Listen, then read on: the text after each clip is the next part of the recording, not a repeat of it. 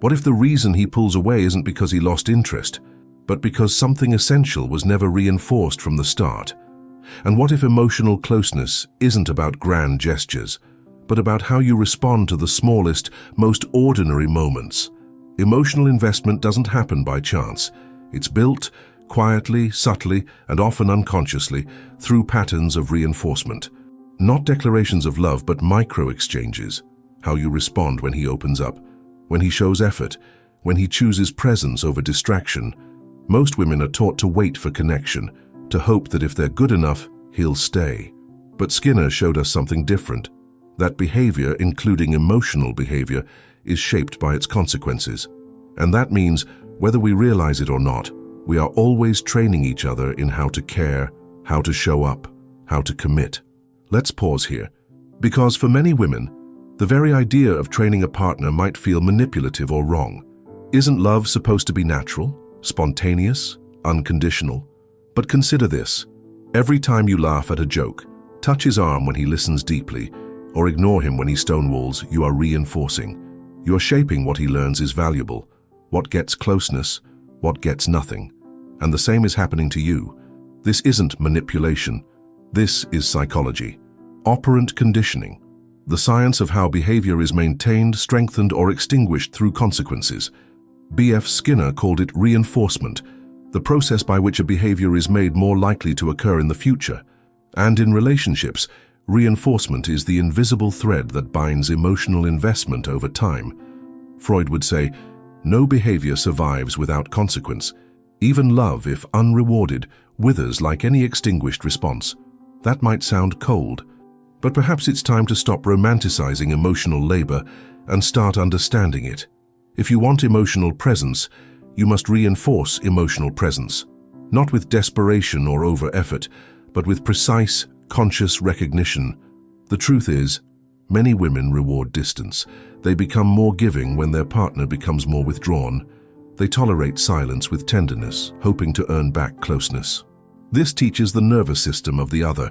I can retreat and she will still stay. In Skinnerian terms, this is negative reinforcement. His withdrawal removes the pressure of intimacy, and your continued affection signals safety and avoidance. So the real question becomes, what behaviors are you reinforcing in your relationship, consciously or unconsciously? Think about it. Do you praise vulnerability or punish it with suspicion? Do you respond with warmth when he leans in, or wait for the right moment and miss your chance to anchor the bond? Skinner taught us that behavior doesn't just happen, it's shaped. And the earlier the reinforcement, the stronger the pattern. Early in a relationship, every interaction is a lesson. The way you greet him, how you respond when he initiates, whether you acknowledge effort or only speak up when things go wrong, all of it teaches, all of it conditions. So the beginning matters, not because it's romantic, but because it's formative. Here's your first simple task. Tonight, write down 3 moments, recent or distant, when you felt him emotionally available. Then ask, how did I respond? Did I reinforce it, ignore it, or unintentionally discourage it? Because here's the truth, the man who stays emotionally invested is the man who, early on, learns that showing up brings him something meaningful in return. Before love becomes language, it is behavior. Before affection is expressed in words, it lives in choices: who reaches out, who listens, who withdraws, who stays. And beneath all of this, far below the conscious stories we tell ourselves, lives a quiet, powerful law. We repeat what is reinforced, we extinguish what is not. B.F. Skinner didn't study love. He studied pigeons, rats, and humans under controlled conditions. But what he uncovered applies just as precisely to emotional life as it does to a laboratory. At the heart of his work lies one simple principle: behavior is shaped by its consequences, not by intention, not by desire, but by what comes immediately after the act. This is operant conditioning. If you've ever found yourself anxiously waiting for a text, wondering why someone who once seemed attentive now feels distant, if you've ever bent backwards to please, only to receive silence, if you've ever trained a partner without realizing it to expect your forgiveness, your patience, your emotional labor, no matter how little he gives back, then you've lived inside the mechanisms Skinner described. Operant conditioning works through two main forces: reinforcement and punishment. Reinforcement increases the likelihood of a behavior recurring. Punishment decreases it. Let's go deeper. Positive reinforcement is adding something pleasant after a behavior, like showing affection when he opens up emotionally. The behavior, his vulnerability, is followed by a reward, your warmth, making it more likely he'll be open again. Negative reinforcement is removing something unpleasant, like ending a conflict when he agrees with you, not because he genuinely understands, but because he's learned that agreement stops your intensity. The aversive stimulus, the emotional pressure, is removed, and he learns to submit, not to connect but to survive. On the other hand, positive punishment adds something aversive after a behavior, like criticizing or withdrawing affection when he doesn't meet an unspoken expectation. Negative punishment removes something pleasant, such as going cold or silent when you feel disappointed, hoping he'll learn. But here's where it becomes dangerous. In relationships, we often confuse punishment with communication, and we confuse reinforcement with people-pleasing.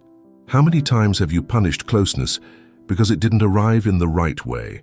How many times have you reinforced avoidance by accommodating it, rewarding distance with attention? In Skinner's model, the environment selects behavior. In relationships, you are part of that environment. You are shaping and being shaped at the same time. Now let's look at a simple common dynamic. In the early stages of a relationship, a man makes a small effort. Perhaps he opens up about something from childhood or shows vulnerability after a difficult day. You feel moved but uncertain. You don't want to seem too eager, so you say nothing. You nod, change the subject, or move on lightly. You didn't punish him, but you didn't reinforce him either. His nervous system takes note. Vulnerability brought no connection. Next time he'll think twice before opening up again. This is the core of operant conditioning in emotional life. What gets no response, no recognition, no emotional consequence is at risk of extinction. Sigmund Freud would suggest here that we are always reliving our earliest reinforcements, that many women, conditioned since childhood to accommodate, to please, to be silent, naturally gravitate toward relationships where they reinforce emotional imbalance. Not because they want pain, but because it feels familiar. The father who was distant, the mother who rewarded obedience with attention but punished assertiveness with withdrawal. The early relationships where being low maintenance was the only way to be loved. And so you enter adult relationships not as a blank slate, but with a deep behavioral blueprint. Love is something I earn. Presence must be proven. My needs come second. But what if this too is just conditioning? What if emotional self-respect can be learned and reinforced? In one powerful example, I worked with a woman, let's call her Marianne, who had a lifelong pattern of attracting emotionally unavailable men. She wasn't passive. She was intelligent, successful, thoughtful, but in relationships, she gave endlessly and often received breadcrumbs. In therapy, we began to map her responses. She realized that when men pulled away, she increased her efforts, texts, support, understanding. But when they leaned in, she became quiet, cautious, even suspicious.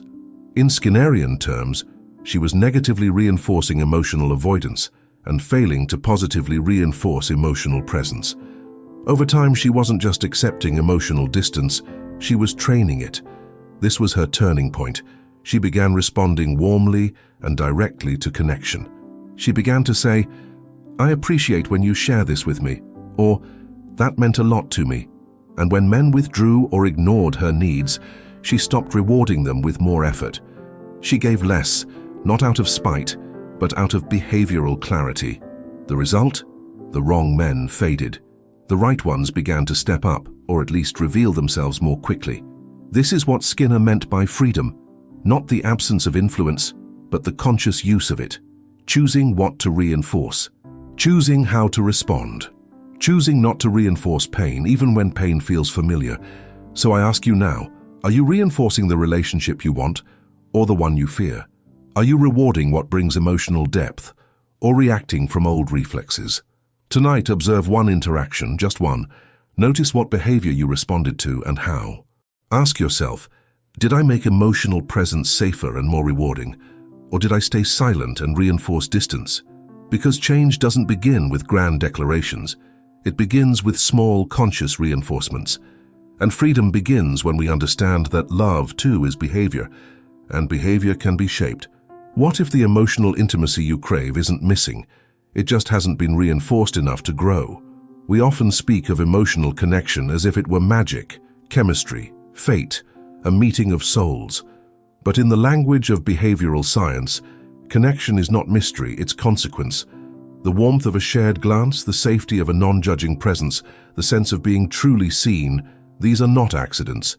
They're behaviors that were noticed, valued, and reinforced.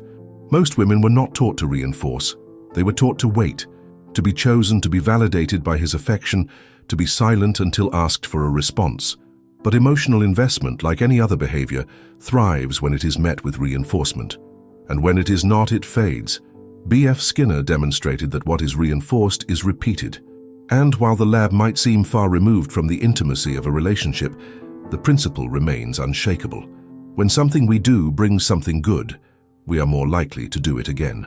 So what happens when a man expresses vulnerability, takes initiative, or shows emotional availability, and it's met with suspicion, coldness, indifference, or silence? The behavior becomes less likely. Not because he doesn't care, but because the environment, you, didn't offer a consequence that made repetition appealing. Now, this is not to place blame.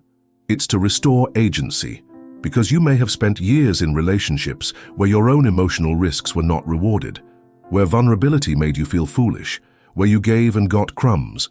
Over time, you may have learned to protect yourself with detachment, sarcasm, control. And now, paradoxically, you may be punishing the very intimacy you long for. Freud would pause here and remind us, what we do not consciously acknowledge, we unconsciously repeat. So let's bring awareness to this.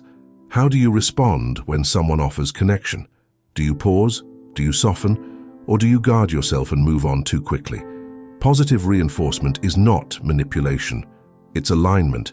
It's the choice to say, this mattered to me, so the other knows it mattered.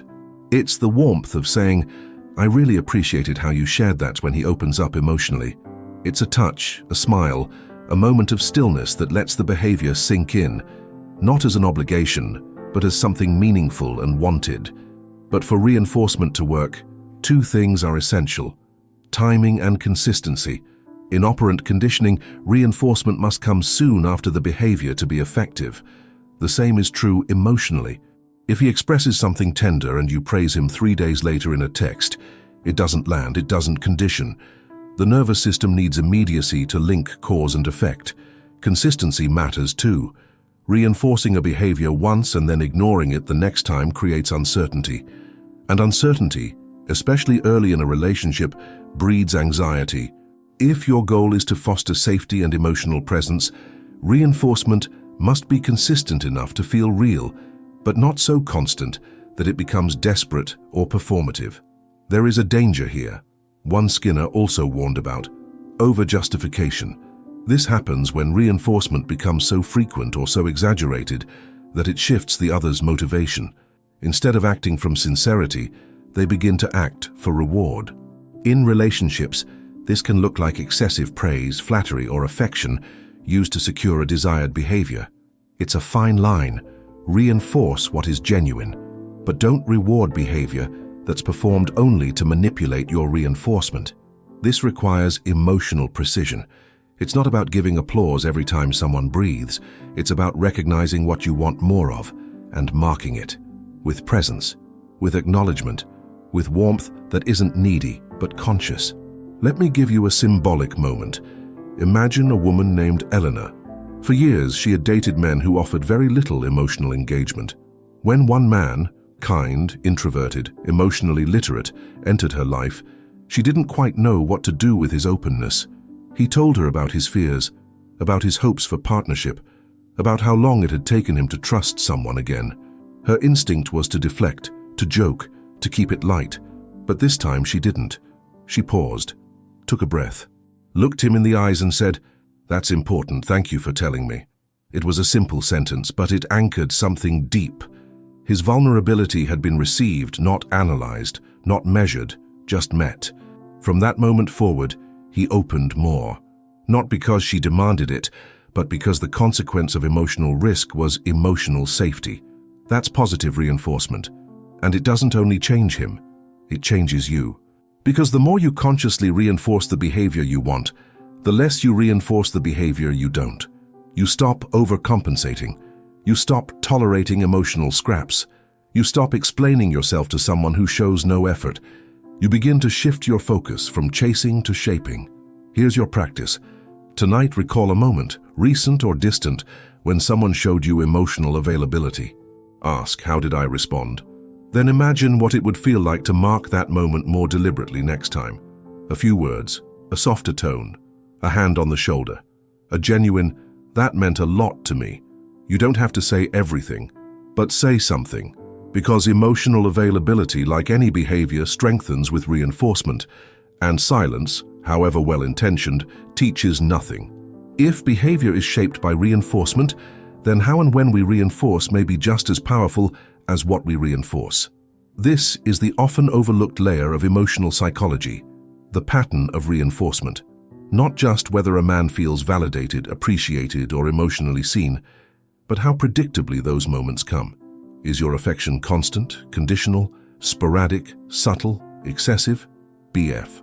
Skinner spent much of his research exploring reinforcement schedules, systems that determine how often a behavior is followed by a consequence. And though these experiments were originally conducted in controlled environments, they map uncannily onto the messier terrain of emotional life. There are two major types of reinforcement schedules: continuous and intermittent. A continuous schedule means a behavior is reinforced every time it occurs.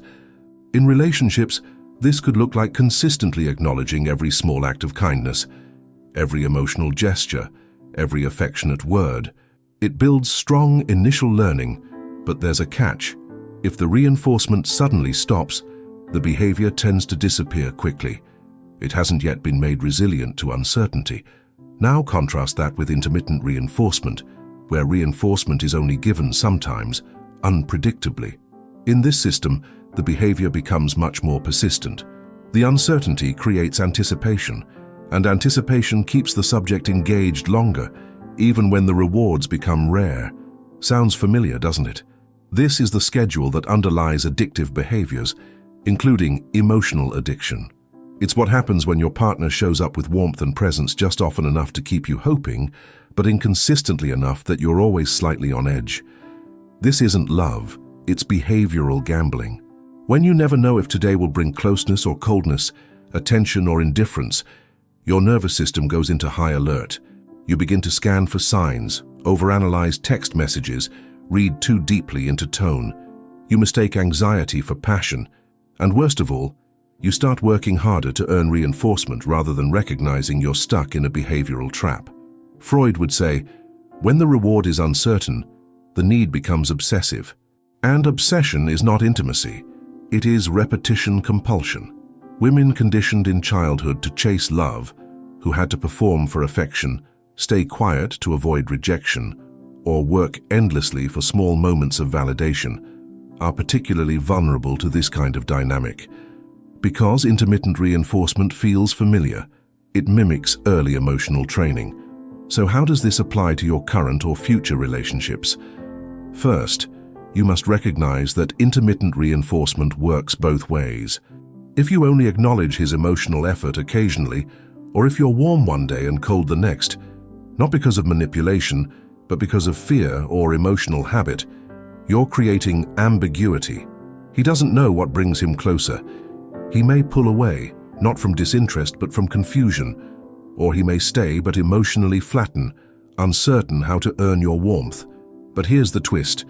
Intermittent reinforcement can also increase emotional investment, if used consciously and sparingly.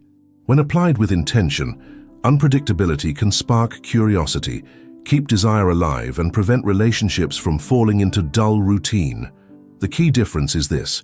Intermittent reinforcement creates anxiety when it's used unconsciously, and creates intrigue when it's used from a base of safety.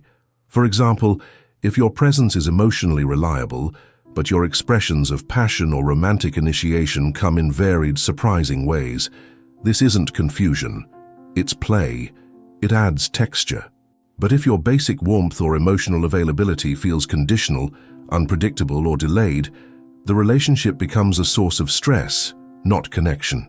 Skinner showed that variable ratio schedules, where reinforcement comes after an unpredictable number of responses, are the most powerful in maintaining behavior. This is the schedule slot machines use.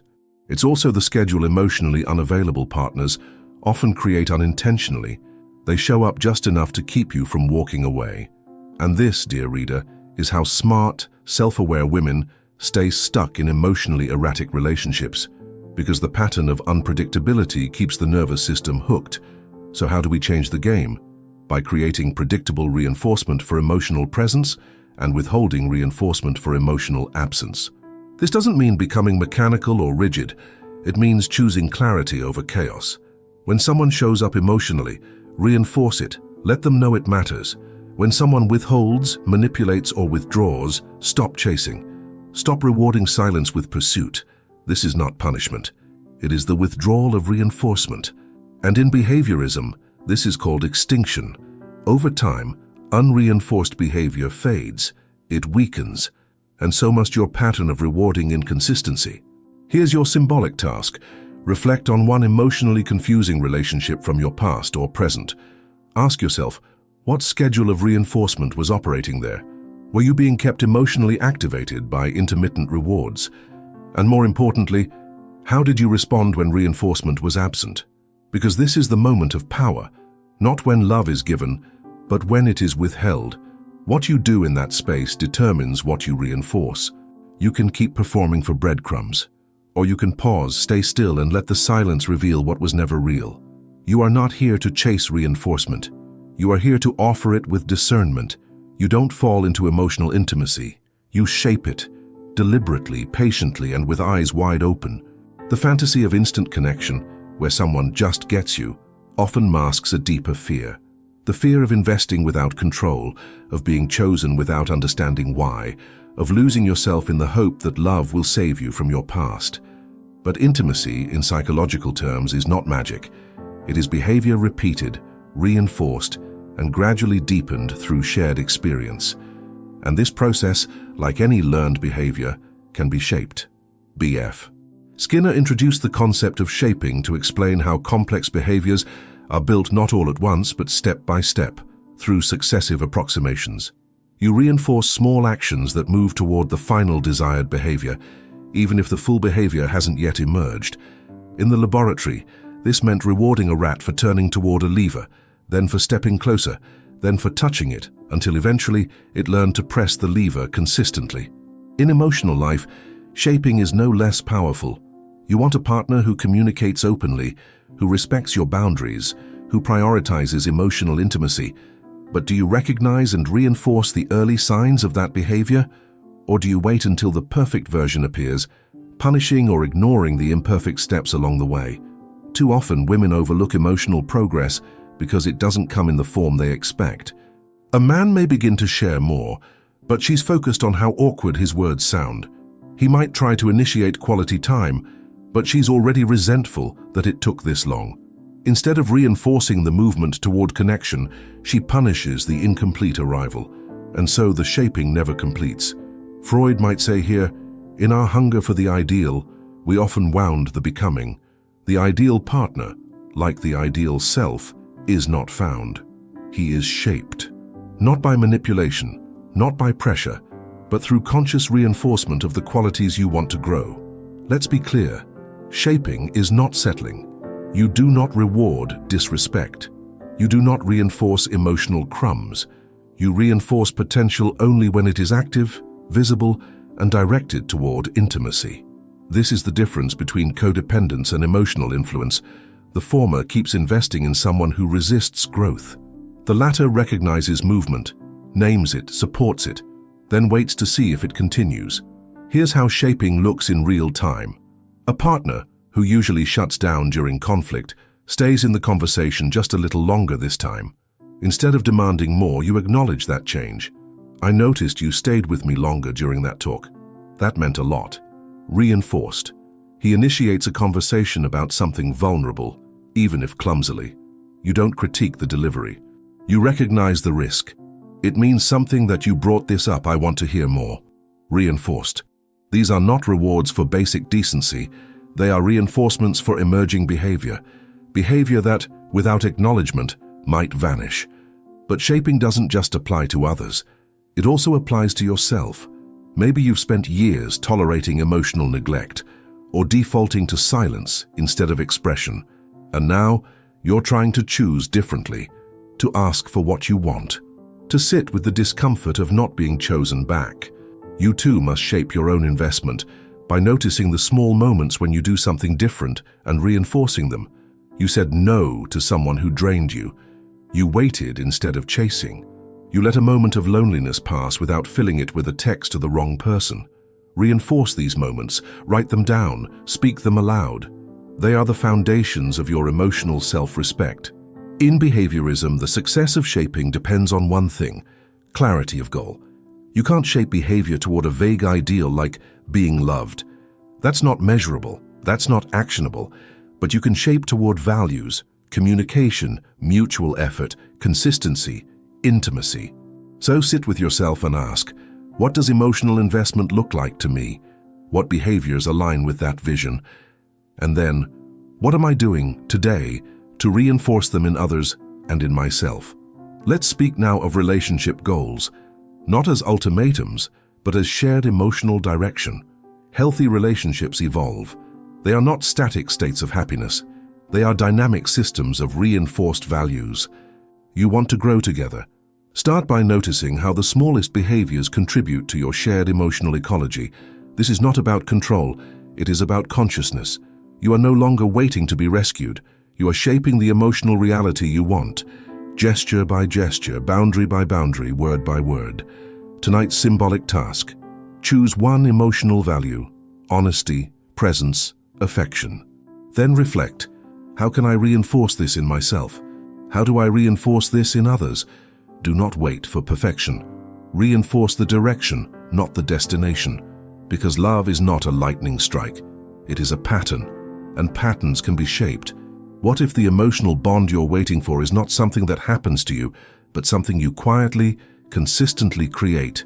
Too many women have been conditioned to believe that intimacy is either there or it isn't. That a man is either emotionally available or he's not. That you'll just know when it's right. But that myth, the romantic instantaneity of emotional connection, has caused more pain than clarity. It keeps women in passive roles waiting to be chosen, rather than stepping into conscious roles where they shape, influence, and define the quality of their emotional world. Emotional investment is not a single act of falling. It is the accumulation of reinforced behaviors over time. Not in grand declarations, but in how each person shows up when things are ordinary, uncertain, or emotionally raw. Behavioral science doesn't promise fairy tales. It offers something more grounded and, in the end, more powerful: predictability with freedom, the ability to choose, reinforce, and refine the patterns that create sustainable connection. Let's bring this into clear terms. To build a lasting emotional bond, you need 3 things. 1. Positive reinforcement that is conscious, timely, and genuine. Not given to manipulate, not offered in fear, but chosen to honor behavior that aligns with emotional values. When someone listens deeply, is vulnerable, shows up, mark it. The nervous system learns through cause and effect. So help the people you care about know what creates closeness. 2. Reinforcement schedules that are balanced. Avoid reinforcing inconsistency. Don't chase when someone goes cold. Don't perform for partial presence. When someone shows up emotionally, offer warmth. When someone disappears, step back. Let extinction do its work. The less you reinforce absence, the more space you make for presence to emerge or reveal its impossibility. 3. Shaping through successive approximations. Don't wait for perfect behavior. Reinforce the steps. When you see someone moving toward more openness, kindness, clarity, acknowledge it, not as praise, but as emotional anchoring. You are showing them, this is the direction that leads closer to me. And remember, you are also shaping your own behavior. Every time you hold your boundary with compassion, every time you pause instead of reacting, every time you say, this matters to me, instead of going quiet, you reinforce your growth. You become your own safe environment. Freud, had he spoken in the language of behaviorism, might have said, "Love is not lost in grand betrayals. It is lost in 1,000 small missed reinforcements." So stop hoping for one miraculous moment. Start creating consistent emotional signals. This isn't about control, it's about co-creation. Real intimacy isn't built by magic or destiny. It's built when two people consistently reinforce a shared emotional truth. And when that reinforcement is mutual, respectful, and clear, bonds don't just form, they endure. But one final truth must be spoken here, and it may be the most difficult. You cannot shape someone who resists growth. You cannot reinforce presence in someone committed to absence. You cannot reward vulnerability in someone who sees it as weakness. The power of reinforcement lies in its application to what is already moving toward life. When you try to shape someone who does not want to meet you in truth, you are not using behavioral psychology. You are reenacting trauma, trying to make someone love you the way your childhood self wished someone would. Step out of that loop. Emotional bonds that last are not built by force. They are built by conscious reciprocal reinforcement of shared values. So reflect now. What behavior in your past relationships did you reinforce? What behavior do you want to begin reinforcing now? And most importantly, are you still offering emotional rewards to someone who only gives you intermittent reinforcement? Your symbolic practice today, write this on a page and finish it. I want to reinforce love that feels like A. Then write down 3 behaviors that align with that kind of love. Look at that list. Hold it close. Let it guide how you give, how you receive, and how you walk away from anything less. Because in the end, emotional freedom begins where guilt ends. What you tolerate teaches others how to treat you, and the woman who understands reinforcement doesn't beg. She teaches through her presence what is worthy of her soul. If this resonated with you, share one behavior you now realize you've been reinforcing unconsciously and what you want to shift. Leave your comment below and subscribe for more insight into the psychology of emotional power, conscious love, and female freedom.